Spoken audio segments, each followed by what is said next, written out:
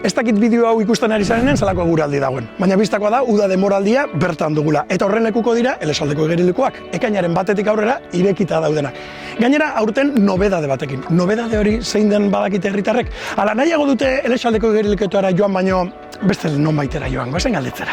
Justo gaur estrenatu ditugu familian, egiten duen sargori honekin esan dugu, venga, 3etan igo gara, lehenak izan gara piztinan sartzen, piztina hundian, eta zoragarri. Ez naiz bainatu, baina seme-alabek esan didate oso gustora, eta oso ona dagoela ura. Beti, semearekin eta aprobetsatzen dugu udan, bai. Uztailan, abuztuan, eta baina ekainean arratsaldetan albada ere, bai. Ba, egiz esan askori joaten, baina bueno, udaro bai.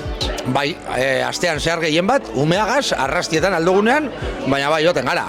Taberna bat jarriko daurien, taberna martxan jarriko dutela. Bai, taberna, eta terraza.